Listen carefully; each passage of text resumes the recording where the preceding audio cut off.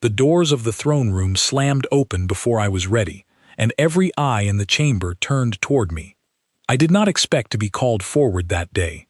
I had spent the morning standing at my post near the eastern pillar, watching light bend strangely through the violet glass above the Empress's throne, thinking of nothing more dangerous than the ache in my shoulders from 6 hours of standing still.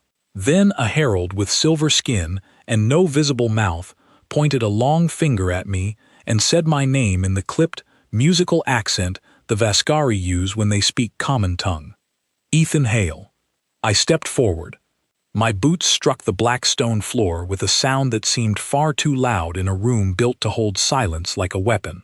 Hundreds of nobles from a dozen conquered worlds lined the hall, their bodies arranged in careful rows according to rank, wealth, and how recently their homeworlds had stopped resisting the Empire. Every one of them was on their knees. Every one of them had been on their knees since the moment Empress Zara Vantian entered the room. I was the only one standing. I had always been the only one standing. That was the arrangement, unspoken but understood by everyone in the palace. Humans who served as imperial guards did not kneel. It was written into the treaty my people signed 11 years ago, back when Earth was a newly discovered speck on Vascari star charts and the Empire was deciding whether to conquer us or recruit us. They chose to recruit us. We fought well, we followed orders, and we did not break easily under pressure. In exchange, our soldiers who served in Vascari courts were permitted to stand. It was a small thing, a single clause in a very long document. Nobody thought it would ever matter. The Empress sat above us all on a throne carved from a single piece of black crystal, mined, according to legend, from the core of a planet her ancestors had shattered during the founding wars. She was tall even for her kind, with skin the color of deep water and eyes that shifted shade depending on her mood, like the surface of a lake catching different angles of light. Today her eyes were a hard, flat gray. That was never a good color. Beside her stood General Korath, her chief military advisor, a broad-shouldered Vascari with 3 long scars across his jaw and a reputation for despising anything that did not bow. I had felt his eyes on me since the day I first arrived in the palace. He did not trust humans. He had said so, loudly, more than once, in rooms he assumed I could not hear him from. Today, apparently, he had decided to stop assuming. The herald announced the reason I had been summoned. A delegation from the outer colony of Threnvale had arrived that morning to formally submit to Vascari rule after 2 years of resistance. Their leaders knelt now among the rows of nobles, heads bowed, accepting their new place in the empire. It was, by all accounts, a triumphant day for the throne. And then someone in that delegation, a young Threnvale envoy with pale, scaled skin and frightened eyes, had looked up at me. Just looked. Curious, maybe, or confused, seeing one figure in the entire hall who did not bend. General Korath saw him look, and General Korath decided to make an example. "Your Majesty," he said, his voice carrying easily across the stone chamber, "the newest subjects of your empire are troubled. They see a servant standing while they kneel, and they wonder what kind of authority permits such disrespect on the very day of their submission." A murmur moved through the hall, quiet but unmistakable, like wind passing through dry grass. The Empress did not look troubled. She rarely looked anything at all, which was, I had learned, far more dangerous than looking angry. She studied me for a long moment, her strange eyes narrowing slightly, before she finally spoke. "Guard Hale," she said, and the whole room seemed to hold its breath at once. "Kneel." I felt something tighten in my chest. Not fear exactly, but the sharp, electric awareness that comes right before a decision you cannot take back. I thought about the treaty. I thought about the 11 years my people had spent proving we were more than useful animals to be pointed at enemies and forgotten. I thought about my grandfather, who had fought in wars on Earth long before the Vascari ever found us, wars fought so that no nation would ever again force another to bow simply to prove who held the whip. I thought about all of that in less than a second, and then I answered. "With respect, Your Majesty," I said, keeping my voice steady, I cannot." The silence that followed was absolute. Even the air seemed to stop moving. Somewhere behind me, I heard a noble gasp, quickly muffled. General Korath's hand moved toward the weapon at his hip, though he did not draw it, not yet. His eyes burned with something close to triumph, as if he had finally caught me in the act of the crime he always suspected I would commit. The Empress leaned forward slightly on her throne, and for the first time that day, something flickered behind her flat gray eyes. Not rage. Something closer to curiosity. "You refuse a direct order from your Empress," she said slowly, "in front of the entire court, on the very day I am welcoming new subjects into the peace of this empire." "I refuse to kneel," I said. "I do not refuse to serve you. There is a difference, Your Majesty, and I believe it is a difference worth more than my life." Another murmur, louder this time. I could feel the eyes of every kneeling noble in that hall crawling over my skin, waiting to see whether the Empress would have me removed, or worse. General Korath took a single step forward, clearly hoping she would give the order that would let him finish what he had started. But the Empress raised one hand, and the general froze mid-step, like a puppet whose string had gone taut. "Explain yourself," she said, and her voice, though quiet, filled the entire hall. "You have exactly one chance to make me understand why I should not have you removed from my sight this very moment." I looked up at her. It was, I would later think, one of the few times in my life I looked an absolute ruler directly in the eyes and did not look away first. "Your Majesty," I said, "I was born on a world that spent centuries fighting the idea that some people are born to rule and others are born to bow. We fought wars over it. We lost good people to it, on both sides of every argument, before we finally understood something simple. A person can serve without surrendering who they are. A soldier can protect a ruler with everything they have, can die defending a throne, and still remain standing while they do it. Because standing is not the same as defiance. It is simply refusing to be smaller than what I already am." The Empress said nothing for a long moment. Her eyes had shifted again, from flat gray to something closer to deep blue, though I could not tell if that meant anger or interest, and I was too aware of my own heartbeat to guess. "You believe," she said finally, "that kneeling makes a person smaller." "I believe kneeling is a choice, Your Majesty," I said, "and I believe the moment it stops being a choice, it stops meaning anything at all. Every noble in this hall knelt today because your empire's law requires it.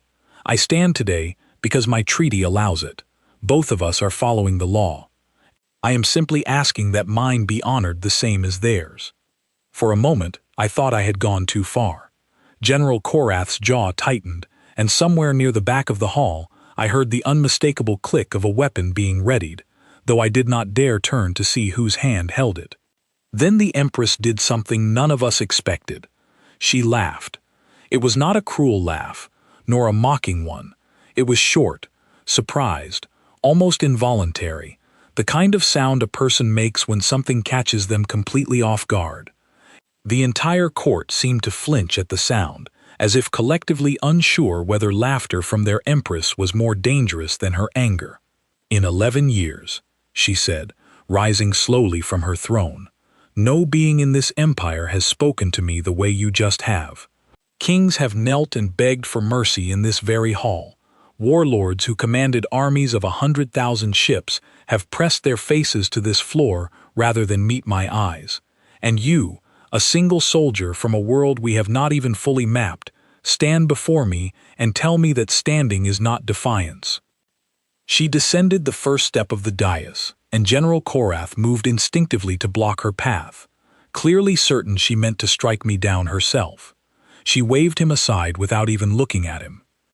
"Tell me, Guard Hale," she said, stopping only a few paces from where I stood, close enough now that I could see the fine, shifting patterns beneath her skin, like currents moving under still water. "What would you do if I ordered you executed for this insolence?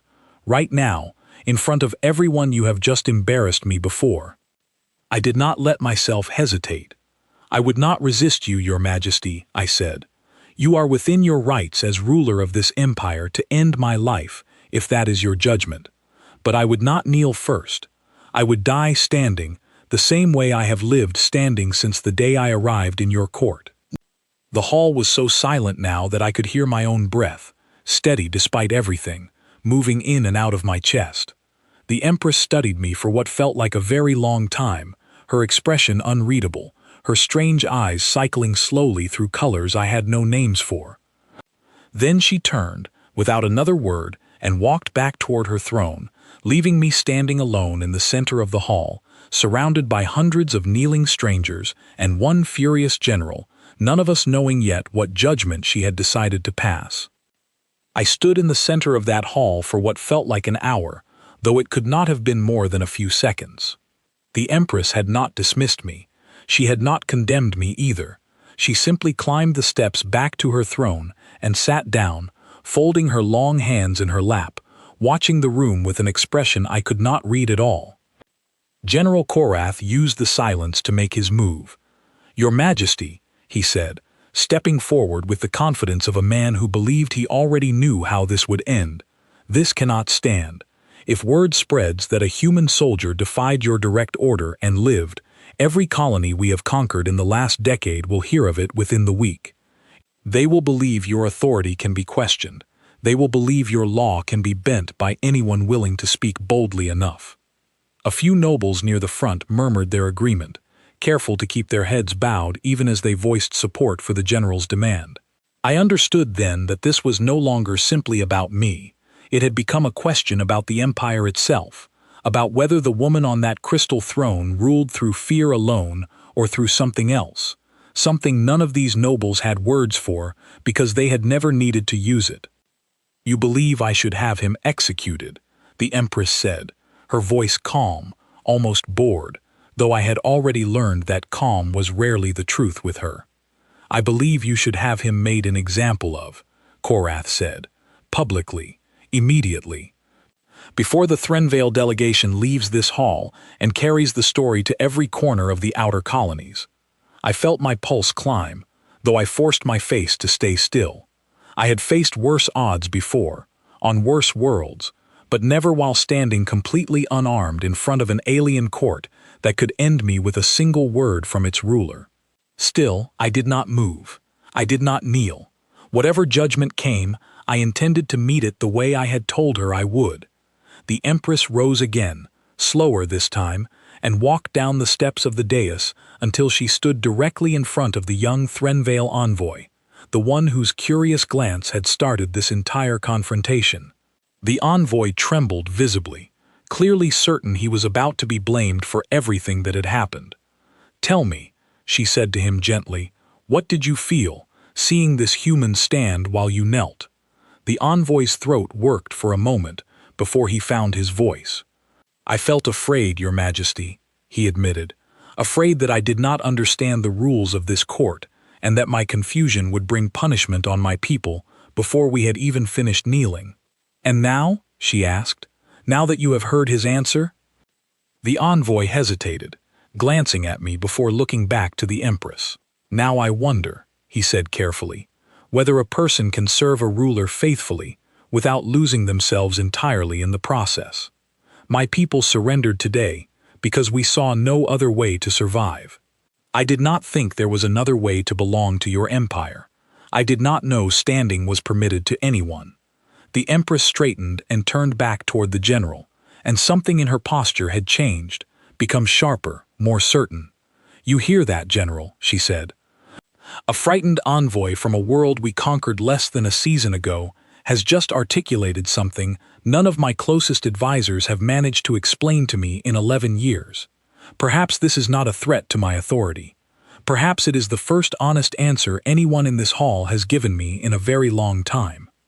Korath's jaw tightened, the scars along his face pulling taut with barely restrained anger. "Your Majesty, with respect, you cannot build an empire on the idea that obedience is optional."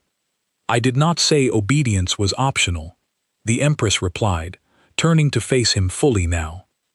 "I said kneeling and obedience are not the same thing, and I find myself agreeing with the human who pointed that out. Tell me, General, in 11 years of service under my throne, have you ever once refused an order you believed was wrong? The question landed like a blow. Korath's mouth opened, then closed again, and for the first time since I had known him, he seemed to have no answer ready. No, he admitted finally, I have not. And do you believe every order I have ever given you was correct? She pressed. His silence stretched long enough to answer the question on its own. The Empress turned back to face the hall, addressing not just Korath now, but every kneeling noble, every silent guard, every trembling envoy from Threnvale who had come to surrender that morning and instead found themselves witnessing something none of them had expected. For 11 years, she said, this empire has measured loyalty by how low a person is willing to bend their spine. I built this court on that measurement. My mother built it before me, and her mother before that, all the way back to the founding wars, when kneeling meant the difference between conquest and mercy. But a spine bent out of fear tells me nothing about the heart behind it. This human soldier has served in my guard for 3 years. He has stood at every post I have assigned him. He has protected diplomats from 3 worlds during the Renhalt uprising, at considerable risk to himself, and he did all of it standing exactly as he stands now. She turned to look at me directly, and for the first time since the confrontation began, I saw something in her expression that was neither anger nor curiosity, but something closer to consideration, as if she were weighing a decision far larger than my life alone. Guardhail, she said, you told me kneeling stops meaning anything the moment it stops being a choice. I want to test that claim, not with words this time, but with action, if you are willing. I felt the weight of the entire hall pressing down on me, hundreds of eyes waiting to see what I would say. I am willing, Your Majesty, I said, though I had no idea yet what she intended. There is a trial, she said, older than this throne, older than the founding wars themselves. It is called the Test of Standing Ground. It has not been invoked in over 2 centuries because it was considered too dangerous, too likely to end in death for whoever attempted it. It is a combat trial, 1 soldier against 3 of the Empire's finest guards, fought without armor and without mercy, and the only rule is this: the challenger may never kneel, never retreat, never call for aid. They must remain standing on the same ground until either they are defeated or they prove themselves worthy of the claim they have made. A ripple of shock passed through the hall. Even General Korath looked startled, his earlier anger replaced by something closer to disbelief. Your Majesty, he said quickly, this trial has not been used since before the Threnvale Wars. It is barbaric. It was banned by your own grandmother's decree. My grandmother banned it because it was being used to torment prisoners who had no choice in the matter, the Empress said calmly. This is different. This man has already told this entire court he would rather die standing than live kneeling. I am simply giving him the chance to prove it, on his own terms, with everything to gain and nothing forced upon him. If he refuses, I will accept his refusal and dismiss this entire matter with no punishment at all. The choice belongs to him. Every eye in the hall turned to me again, and I understood in that moment that this was not truly a test of combat. It was a test of whether my words in front of her throne had been bravery or simply noise. I thought of my grandfather again, of the stories he told me as a child, about standing your ground even when the ground itself seemed determined to swallow you whole. I accept the trial, Your Majesty, I said. A collective breath moved through the hall, somewhere between admiration and disbelief. General Korath's expression shifted into something calculating, and I did not miss the small, satisfied curve at the corner of his mouth. He believed, I realized, that this trial would finish what his accusation had started. He believed I would not survive it. The Empress studied me a moment longer, and for just a fraction of a second, something almost like respect passed behind her strange, shifting eyes. Very well, she said. The trial will take place tomorrow, at first light, in the Hall of Ashes. You will face 3 of my finest, chosen by General Korath himself, since he seems so certain of the outcome. Korath's satisfaction deepened into something closer to hunger. "It would be my honor, Your Majesty," he said, bowing low. "Guard hail," the Empress said, turning back to me one final time before dismissing the court. "Understand this clearly. If you falter tomorrow, if you kneel even once during the trial, even to catch your breath or save your own life, you will forfeit not only the trial but your place in my guard, and the treaty that protects every human soldier in this empire will be reconsidered from its very foundation. Your choice tomorrow will not only decide your fate, it will decide theirs." I felt the true weight of what she was asking settle over me like a second skin. This was no longer only about my pride, or even my life. Every human soldier serving in Veskari courts across 100 worlds would carry the consequences of whatever happened in that hall tomorrow. "I understand, Your Majesty," I said, and I meant it with everything I had. She nodded once, then rose from where she had paused beside her throne and addressed the hall in a voice that rang clear and final.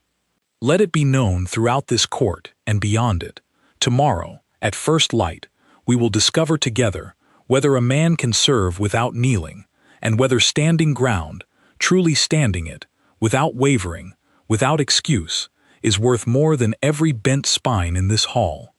The court dispersed slowly after that, nobles whispering to one another as they filed out, the Threnvale delegation casting uncertain glances my way as they left. General Korath lingered longest, studying me with an expression that made it clear exactly how confident he was that I would not survive to see the following sunset.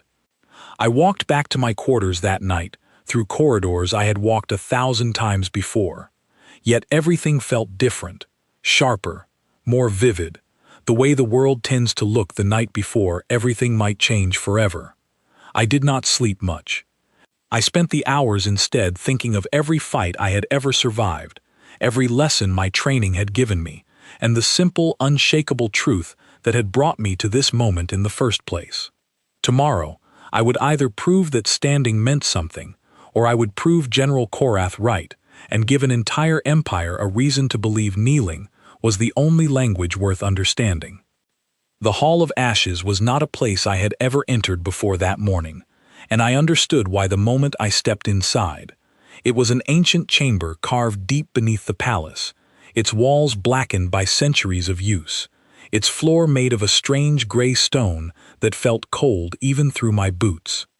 Torches lined the walls instead of the glowing crystal lights used everywhere else in the palace, and the air smelled faintly of smoke, though nothing had burned in that room for longer than my entire species had known the stars existed. News of the trial had spread through the palace overnight, exactly as the Empress must have known it would. By the time I arrived, the viewing balconies above the hall were already crowded with nobles, envoys, and off-duty guards, all of them eager to witness whether the human who refused to kneel would still be standing by midday. I heard my name whispered more than once as I walked to the center of the stone floor, though I did not turn to search for the source. Grace Whitfield found me near the entrance, pushing through the gathering crowd until she reached my side. She was the only other human guard stationed in the palace, a steady, sharp-eyed woman who had served beside me for 2 years and had never once let sentiment slow her down. Today, though, there was real worry in her expression. "You could still refuse," she said quietly, keeping her voice low enough that only I could hear it. "The Empress said she would accept it. Nobody would think less of you." "I would think less of me," I said. She studied my face for a long moment, then nodded once, the way soldiers do when they understand there is nothing left to argue. "Then don't die out there," she said. I am not interested in explaining to command back home why I let that happen. I managed a small smile despite everything. "I will do my best to disappoint you." She squeezed my shoulder once, then withdrew to the edge of the hall, joining the crowd of onlookers who had gathered to watch.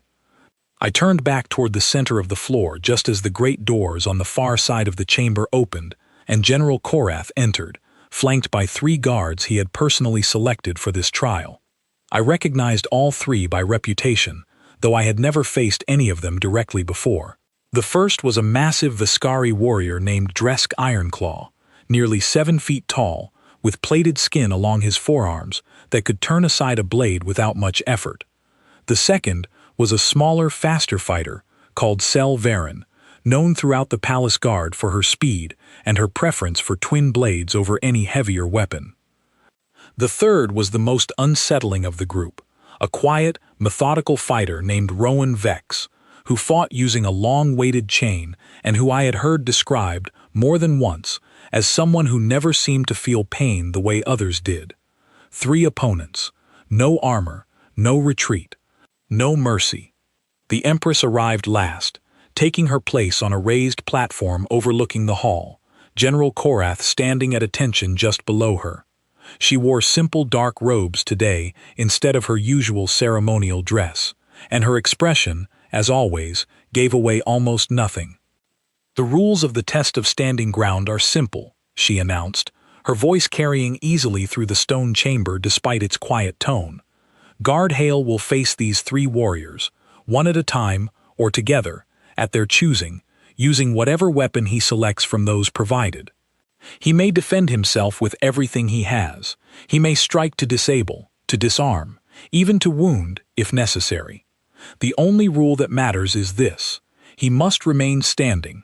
If his knee touches this floor for any reason, at any point, the trial ends and he forfeits." She paused, letting the weight of that single rule settle over the hall. "Begin," she said. I selected a simple staff from the weapons rack set along the wall, long enough to keep distance from Ironclaw's reach, and light enough to move quickly against Varen's speed. It was not a weapon I had trained with extensively, but I had learned enough during my years of service to use it well, and more importantly, its length gave me options the other weapons on that rack did not offer. The 3 warriors exchanged a brief look, and I understood immediately that they had already decided their strategy. They would not come at me together. That would have been the fastest way to end the trial, but it would also have looked, to everyone watching from the balconies above, like 3 trained warriors overwhelming a single soldier through sheer numbers rather than skill. Korath wanted a spectacle. He wanted the crowd to watch me fall slowly, decisively, one opponent at a time, until there was no question left in anyone's mind about where a human soldier truly belonged in this empire. Ironclaw stepped forward first. He came at me the way I expected, using his size and strength to force me backward, swinging a heavy blade in wide, powerful arcs meant to break through any defense I raised. I gave ground carefully, never letting him close the distance completely, using the length of my staff to redirect his strikes rather than block them head-on. Each time our weapons met, the impact traveled up through my arms like a struck bell, and I understood quickly that a single mistake against this opponent would end the trial in an instant. I found my opening after several exchanges, when he overextended a downward strike meant to finally break through my guard. I stepped sideways instead of backward, letting his blade pass close enough to feel the wind of it against my cheek, and drove the end of my staff hard into the side of his knee.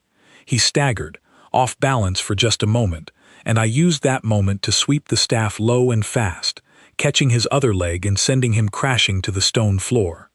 The crowd above murmured, surprised. Ironclaw rose slowly, favoring one leg, fury written plainly across his broad face, but a glance toward Korath told him the round was finished. He withdrew, limping, to the edge of the hall.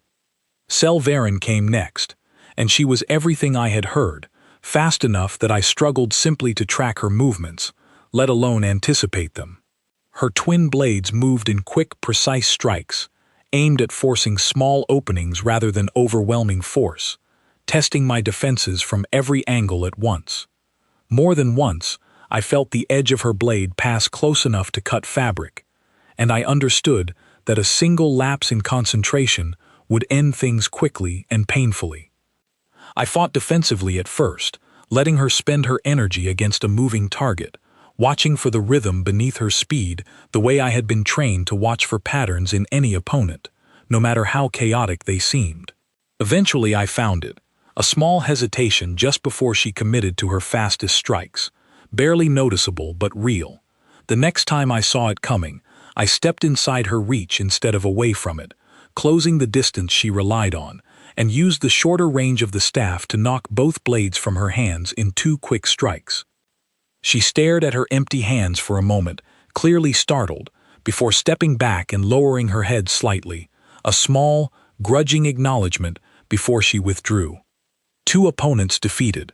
My arms ached, my breath came harder than I wanted to admit, and sweat ran freely down my back despite the cold air of the ancient hall. I had not been struck cleanly by either opponent, but the effort of avoiding their combined assault had already taken more from me than I liked. I glanced briefly toward the balcony, where the Empress watched in complete silence, her expression still unreadable, before Rowan Vex stepped forward for the final round. He did not rush toward me the way the others had. He simply stood at the edge of the stone floor for a long moment, studying me with quiet, patient eyes, the weighted chain coiled loosely in one hand. When he finally moved, it was slow, deliberate, almost lazy, and I understood immediately that this fight would be different from the others. He struck without warning, the chain snapping out faster than his relaxed posture had suggested was possible, and I barely raised the staff in time to deflect it. The impact rattled through my entire arm, and I realized with growing concern that the chain's weighted end carried far more force than I had anticipated. He struck again almost immediately, giving me no time to recover, and this time I could not fully deflect it. The chain caught my shoulder, and pain flared bright and sharp down my arm. I staggered but did not fall. Vex pressed his advantage, striking again and again with patient, relentless precision, never rushing, never giving me an opening to counter effectively. My staff took the worst of several strikes, splitting along its length until I finally discarded the broken weapon entirely, left with nothing but my own hands, and whatever training remained after the exhaustion of 2 previous fights had already worn me down. The chain came at me again, and this time I did something desperate. Instead of stepping back, I stepped forward, inside the arc of the swing, close enough that the chain's length became useless against me.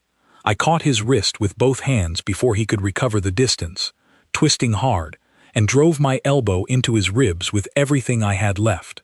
He grunted, staggered, but did not fall.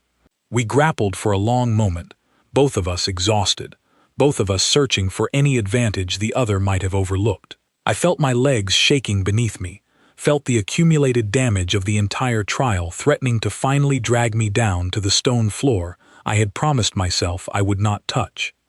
I thought in that moment of every reason I had come this far, of my grandfather's stories, of Grace watching from the crowd, of every human soldier scattered across 100 Viscari worlds whose treaty rested, however unfairly, on whether my knees held for a few more seconds. I found something then that I did not know I still had left, a final surge of strength born not from my body, which had nothing more to give, but from sheer refusal to be the reason an entire people's dignity was questioned. I twisted Vex's arm sharply, driving him off balance, and swept his legs out from beneath him with the last of my strength. He fell hard onto the stone floor. I remained standing. The Hall of Ashes went completely silent for a long moment, as if the entire chamber were holding its breath alongside me. I stood there, swaying slightly, blood running from a cut above my eyebrow, my shoulder throbbing where the chain had struck it, every muscle in my body screaming for rest I could not yet allow myself to take. Then, slowly, the crowd on the balconies above began to react, first in scattered murmurs, then in a rising wave of sound that grew louder with each passing second. I could not tell, in my exhausted state, whether it was approval or shock or something else entirely, and I did not have the strength left to care. I simply stood there, breathing hard, staring up at the platform where the Empress watched everything unfold with an expression that, for the first time since I had met her, looked almost entirely unguarded. General Korath's face had gone pale, his earlier confidence replaced by something closer to disbelief. He had chosen his 3 finest warriors specifically to guarantee my defeat, and instead, he had watched all 3 of them fall while I remained upright through nothing but stubborn, aching persistence. The Empress rose slowly from her seat, and the hall quieted almost instantly, every eye turning toward her once more. "Guard hail," she said, her voice carrying clearly through the stone chamber. "You have done what no soldier has accomplished in this hall for over 2 centuries. You have stood your ground against 3 of my finest warriors, and your knee has not once touched this floor." She descended from the platform slowly, crossing the stone floor until she stood directly in front of me, close enough that I could see the faint tremor of something like genuine astonishment behind her shifting eyes. "I asked you yesterday whether standing was worth more than kneeling," she said quietly, though her voice still carried through the silent hall. I did not expect an answer this decisive. I managed to straighten despite the exhaustion pulling at every part of my body. "It was never about proving a point to you alone, Your Majesty," I said, my voice rough but steady. "It was about proving that a person can serve faithfully without losing themselves in the process. I would have stood here until I could no longer stand at all, because the alternative was proving General Korath right, and I was not willing to let an entire treaty, an entire people, be judged by whether I could hold up under pressure." The Empress studied me for a long moment, and then, to the visible shock of everyone gathered in that ancient hall, she reached out and placed her hand briefly against my shoulder, an act of acknowledgement I had never once seen her offer to anyone in the 3 years I had served in her court.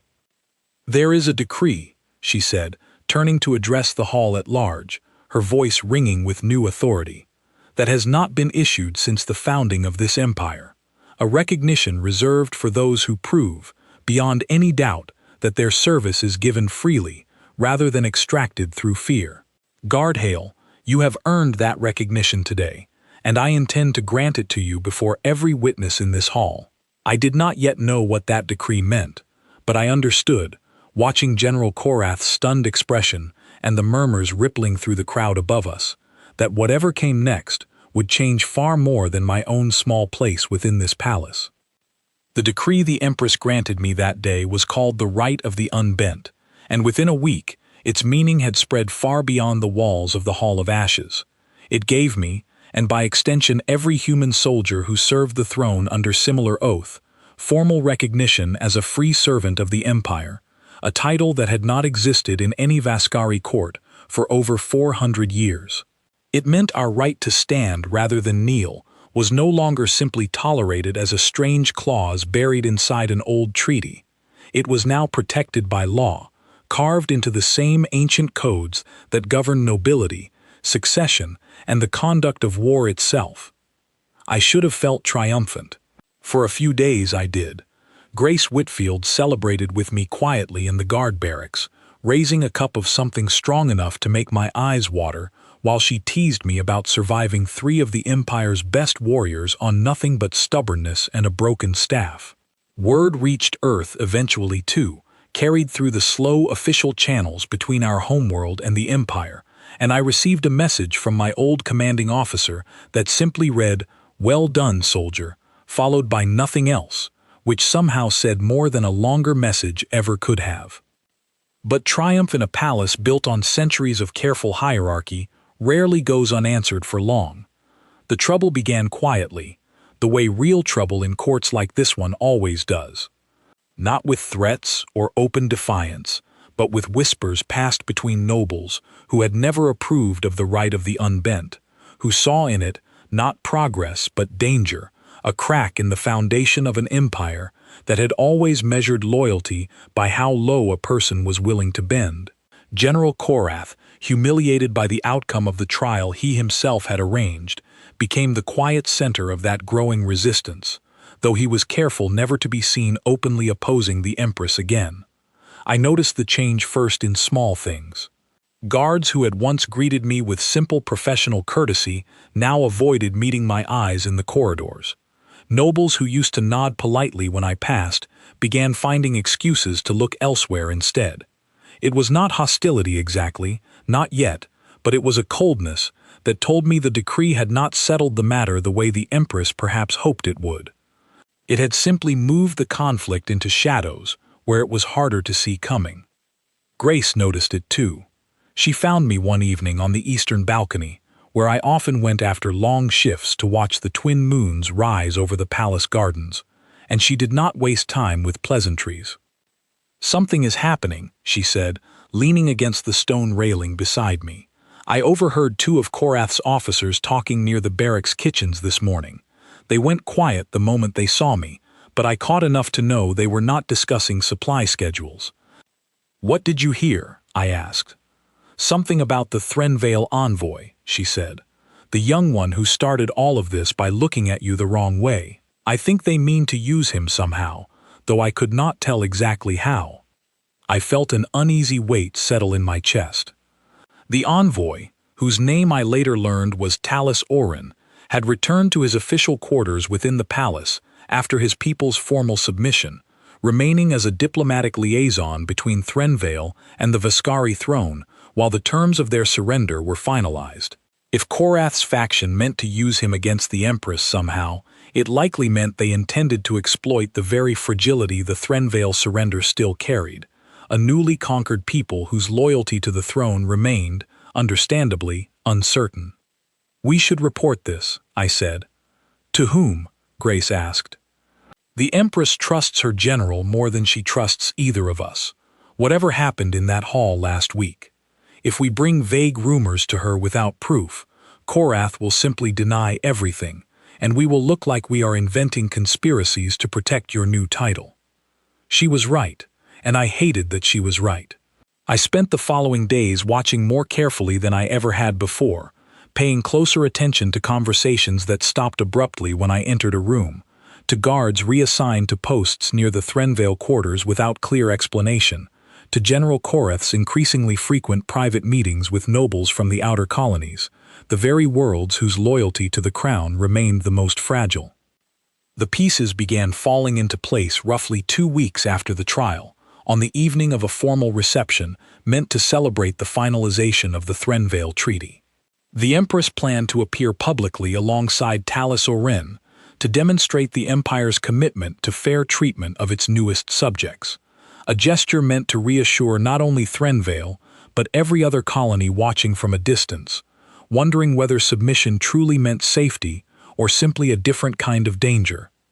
I was assigned to guard the reception hall that evening, standing near the western entrance while nobles filed in wearing their finest ceremonial dress. Grace stood watch near the opposite entrance, and I caught her eye briefly across the crowded room, both of us alert despite the celebratory atmosphere surrounding us. The Empress arrived precisely at the appointed hour, Talis Orin walking nervously beside her, clearly uncomfortable with the attention his new role as Threnvale's liaison had brought him. I watched the crowd carefully as they moved through the hall, greeting nobles, accepting formal congratulations on the successful integration of a new colony into the Empire. It was nearly an hour into the reception when I noticed a servant moving too quickly near the private chambers adjoining the main hall, carrying a covered tray toward the small room where refreshments for the Empress herself were prepared separately from the general spread. Something about his movements struck me as wrong, too purposeful, too tense for a task as simple as delivering wine. I left my post without waiting for permission, crossing the hall quickly enough to draw a few curious glances from nearby nobles, and reached the private chamber just as the servant was setting down the tray.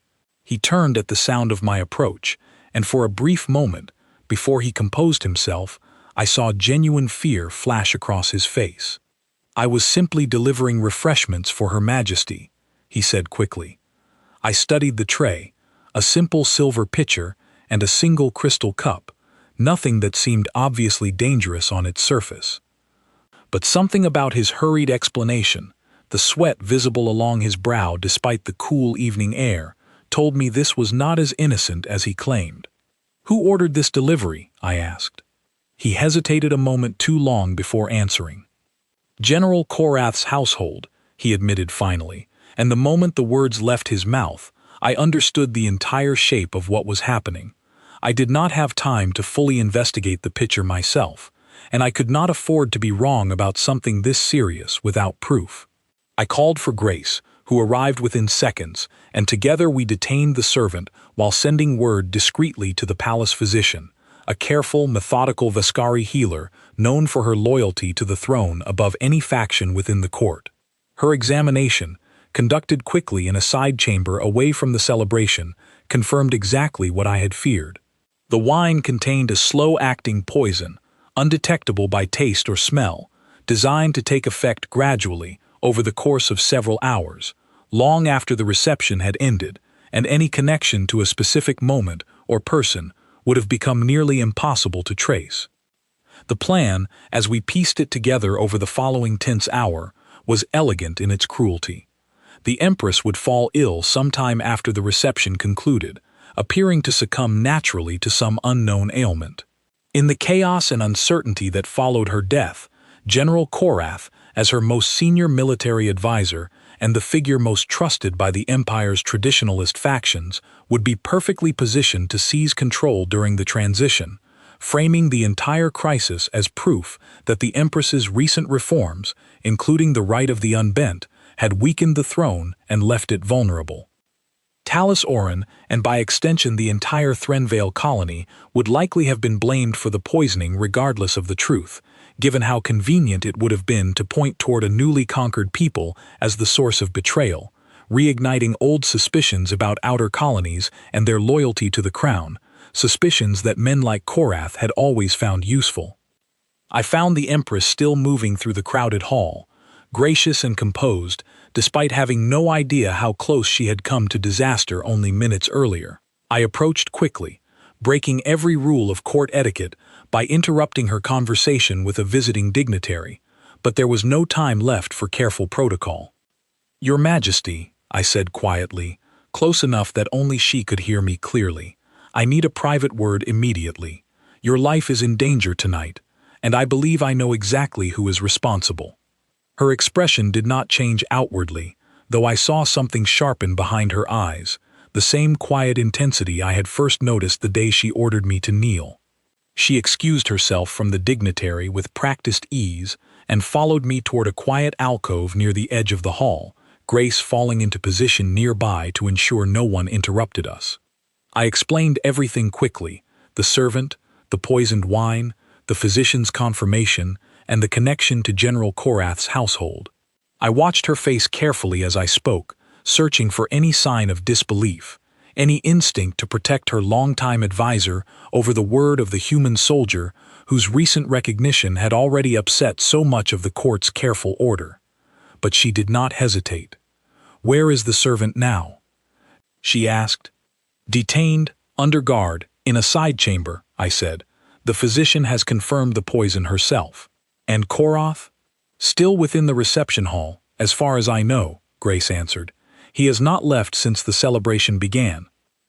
The Empress was quiet for a long moment, and I could see the weight of what she was about to do settling over her, the recognition that confronting her own general publicly, on the strength of evidence gathered by 2 human guards, would send shockwaves through the entire court, regardless of how the confrontation ended. "Bring the servant," she said finally, her voice cold and steady. "Quietly. I want him standing before General Korath before either of them has any chance to coordinate their story." We moved quickly, Grace escorting the trembling servant from his holding chamber while I remained close to the Empress, watching the crowd for any sign that Korath had noticed the sudden shift in the evening's atmosphere. By the time we reached the general, standing near the center of the hall in quiet conversation with 2 of the traditionalist nobles who had opposed the right of the unbent from the beginning, the servant had already begun to break under the weight of what he had done. "Your Majesty," Korath said smoothly as we approached, though I saw a flicker of unease pass behind his eyes when he noticed the servant standing beside Grace, visibly shaking. "Is something wrong?" "You tell me, General," the Empress said, her voice carrying just far enough to draw the attention of the nobles nearest to us, though not loud enough yet to alert the entire hall. "This man was found delivering poisoned wine to my private chamber this evening, and he claims the delivery was ordered by your household." Korath's composure cracked for just a fraction of a second, quickly hidden, but not quickly enough. "Your Majesty, this is absurd," he said. "Whatever this man claims, I assure you, I have no knowledge of any such plot." "Then you will not object," the Empress said, "to a full investigation of your household staff, beginning tonight, before this reception concludes." The tension in that small circle grew thick enough to feel, and I watched Korath's mind working rapidly behind his eyes, calculating whether denial would hold, or whether the servant's obvious terror would undo whatever story he tried to construct. In the end, it was neither denial nor confession that broke the standoff, but the arrival of 2 more guards, sent ahead by the physician, carrying a written record of her examination, along with a second servant from Korath's own household, who had already, under gentler questioning away from the main hall, begun confirming the entire plot in exchange for leniency. The reception hall, which only moments before had rung with polite celebration, fell into stunned silence as the truth unraveled in full view of the assembled court. General Korath, faced with evidence he could no longer deny, made one final desperate attempt, reaching for the ceremonial blade at his side, perhaps hoping chaos might still offer some escape from what was coming. I moved before I had fully decided to, closing the distance between us and catching his wrist before the blade cleared its sheath, twisting it firmly enough to force the weapon from his grip without causing serious harm. He struggled for only a moment before Grace and 2 palace guards secured him fully, and the fight, such as it was, ended almost as quickly as it began. The Empress stood watching the entire scene unfold with an expression I had never seen from her before, something that looked, beneath the careful composure she always maintained, almost like grief, the particular grief of discovering betrayal from someone she had trusted for a very long time. "Take him to the lower chambers," she said finally, her voice quiet but carrying absolute authority through the silent hall. "He will answer for this before the full council, according to the laws of this empire, the same laws he claimed to believe in so completely." As the guards led General Korath from the hall, his earlier confidence replaced entirely by a kind of hollow disbelief, the Empress turned toward me, and for a long moment, neither of us spoke. The entire reception hall watched us, hundreds of nobles who had come that evening to celebrate a treaty, and instead witnessed the unraveling of a conspiracy that had nearly ended their Empress's life. "You saved my life tonight, Guard Hale," she said finally, quietly enough that only those nearest us could hear. "Despite everything you told me in that throne room, despite refusing to kneel before me even once, you moved to protect me the very moment danger appeared, without hesitation, without any order requiring you to do so." "That was never in question, Your Majesty," I said. "I told you from the beginning. I would serve you, protect you, even give my life for you if it came to that. I simply would not kneel while doing it." She studied me for a long moment, and something in her expression shifted, softened slightly, into something that looked almost like understanding finally settling into place after weeks of uncertainty.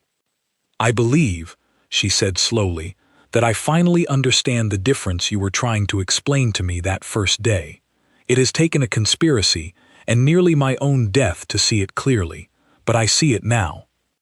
Around us, the reception hall remained silent, hundreds of witnesses processing everything they had just seen, the fall of a trusted general, the unraveling of a plot years in the making, and the quiet, unshakable loyalty of a soldier who had never once bent his knee, yet had proven, beyond any remaining doubt, exactly where his loyalty truly stood.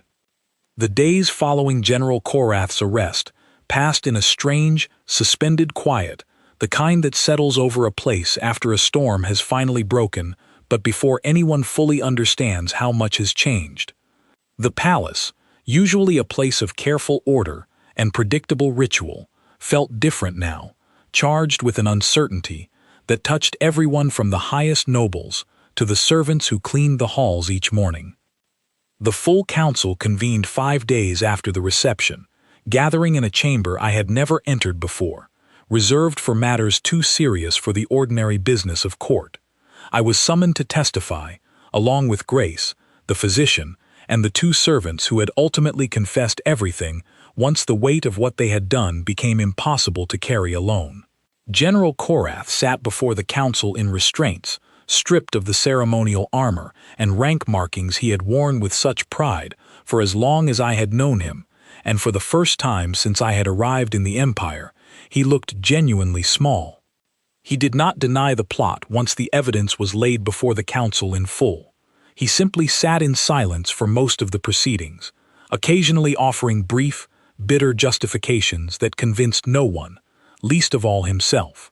He spoke of tradition, of the dangers of change moving too quickly, of an empire built on centuries of careful hierarchy that he believed the right of the unbent had begun to unravel. He never once expressed regret for the attempt on the Empress's life, only frustration that it had failed. The council's judgment came swiftly once all the evidence had been heard. General Korath was stripped of his title, his lands, and his position within the empire, sentenced to exile on a distant outpost world far from the halls of power he had once commanded so completely. It was not the death sentence some of the more traditionalist nobles had quietly hoped for, but the Empress, when she delivered the final judgment herself, explained her reasoning in a way that stayed with me long after the council chamber had emptied. Execution would make him a martyr for those who still believe as he believed, she said, addressing the full council with the same quiet authority I had first witnessed in the throne room weeks earlier.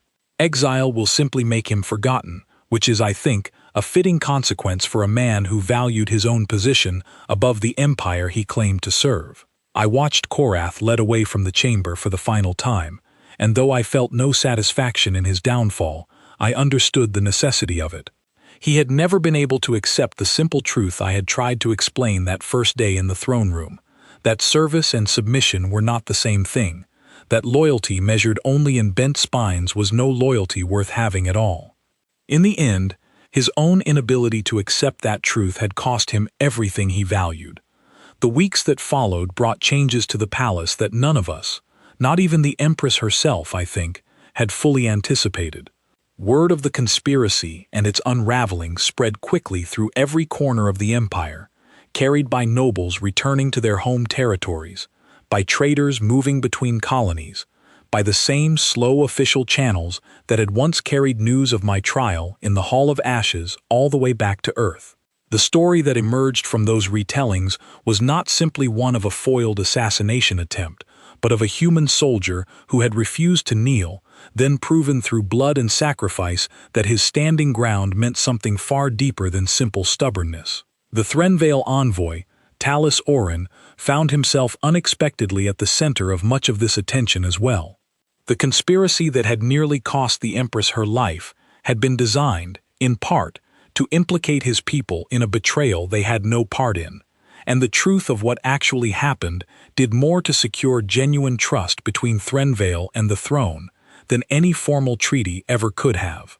He sought me out privately about a month after the trial concluded, finding me on the same eastern balcony where Grace had first warned me about the danger gathering around us. "I wanted to thank you," he said, standing a respectful distance away, though I noticed he no longer seemed nervous the way he had during our first meeting in the throne room. "Not only for what you did that night at the reception, but for what you said in the throne room, weeks before any of this happened. I have thought about your words often since then." "Which words?" I asked. "That a person can serve without losing themselves," he said. "My people surrendered to the Empire believing we had no choice but to disappear into it, to become simply another set of bent spines among thousands of others. Watching you stand that day, and everything that followed after, taught me something different. We can belong to something larger than ourselves without losing what makes us who we are. I do not think I understood that distinction before I watched you refuse to kneel. I did not have a perfect answer for him, only the truth as I understood it myself. It is not always an easy line to walk," I admitted. There were moments during that trial when everything in me wanted to simply let my knee touch that floor and end the pain of it. What kept me standing was not certainty that I was right.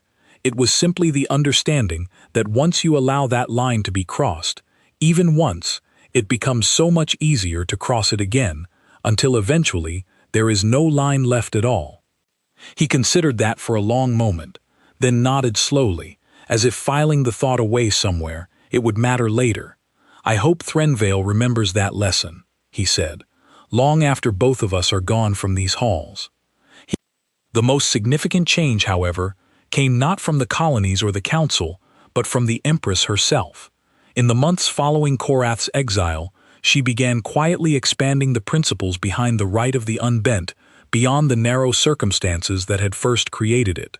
What began as a single clause protecting human guards from a foreign treaty slowly grew into a broader recognition, extended gradually to other species and colonies throughout the empire, that loyalty could be freely given rather than forcibly extracted, and that an empire built on genuine service rather than fear might prove far more stable than the rigid hierarchy that had governed it for centuries before.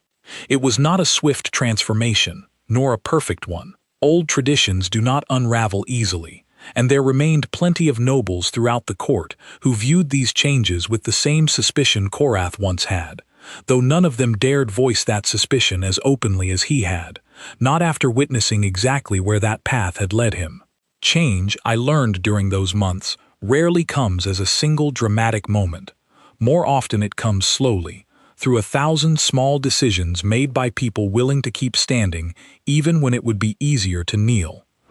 I remained in the palace guard through all of it, standing my usual posts, though I noticed subtle shifts in how others treated me as the months passed. The coldness that had followed the trial gradually faded, replaced by something more complicated, a mixture of respect and wariness that I suspected would follow me for as long as I remained in Viscari service. Grace teased me more than once about becoming something of a legend among the palace staff, a title I never felt entirely comfortable wearing, though I understood why the story had taken on a life beyond my own small part in it. The Empress summoned me to a private audience nearly 6 months after the conspiracy had been fully resolved, a rare occurrence given how carefully she guarded her time and attention. I found her in a quiet garden courtyard I had never visited before, tucked away behind the main palace where few guards were ever posted, surrounded by strange, luminous plants native to worlds I had never seen. "I wanted to speak with you somewhere. The entire court was not watching for once," she said, gesturing for me to join her on a stone bench beside a small fountain that caught the evening light in soft, shifting colors. I sat, still slightly uncertain about the informality of the moment, though months of service had taught me she rarely did anything without careful purpose. "Is something wrong, Your Majesty?" "No," she said, and something in her voice sounded almost tired, though not unhappily so. "I simply find myself reflecting often, these past months, on how close I came to losing everything, and how strange it is that the moment which saved this empire began with a single soldier refusing an order I gave in anger and frustration, rather than wisdom." "You could not have known where that day would lead," I said. "No," she agreed, "but I think, if I am honest, some part of me expected exactly what I ordered that day to be obeyed without question, the way every order I had ever given before had always been obeyed. I built my entire understanding of loyalty around that expectation. It took your refusal, and everything that followed after it, to show me how fragile that understanding truly was." She turned to look at me directly, her strange eyes settling into a shade I had come to recognize, over the months, as something close to genuine warmth, as close as her nature seemed to allow. "I do not think I properly thanked you," she said, "not simply for saving my life during the reception, but for the courage it took to answer honestly, that first day, knowing what it might cost you. Very few people in this empire have ever told me an uncomfortable truth to my face, understanding fully what the consequences might be. You did, without hesitation, and everything that followed, the trial, the conspiracy, the changes I have begun making throughout the court, all of it traces back to that single moment of honesty." I did not know quite how to respond to that, so I simply told her the truth, the same way I had that first day in the throne room. "I did not do it to change your empire, Your Majesty," I said. "I did it because I could not do otherwise and still remain the person I understood myself to be. Whatever changed after that was simply what followed from staying true to something I already believed, long before I ever set foot in this palace." She considered that for a long moment, watching the light shift across the surface of the fountain beside us. "Perhaps that is the lesson worth remembering above all others," she said finally. "Not that standing ground makes an empire stronger, though I believe now that it does, but that the people willing to hold that ground, even when it costs them everything, are rarer and more valuable than any army, any treaty, any throne built on fear alone. We sat together in that quiet garden a while longer, saying little else, simply watching the twin moons rise slowly over the palace walls the same way they had on the night Grace first warned me about the danger gathering in the shadows of the court. I thought, watching that familiar sky from an unfamiliar corner of the palace, about how far the consequences of a single refusal had traveled, from one soldier's stubborn insistence on remaining standing, to the slow, uncertain reshaping of an entire empire's understanding of what loyalty truly meant. I never forgot the weight of that first moment in the throne room, the silence that followed my refusal, the uncertainty of not knowing whether I would survive the consequences of holding my ground. I carried that memory with me through every year of service that followed, a reminder that courage rarely announces itself with confidence or certainty. More often, it arrives quietly, in the simple decision to remain exactly who you are, even when an entire room full of eyes waits to see whether you will bend. I never knelt again in that court, not once, through every year I served within its walls. But I came to understand, standing beside a ruler who had once ordered my submission and instead learned to value my refusal, that standing your ground was never truly about defiance at all. It was about proving, through every difficult choice that followed, that service freely given, held upright through pressure that would break most people, was worth more than any number of bent spines ever could be. That, in the end, was the only crown worth wearing, and the only kind of loyalty worth giving.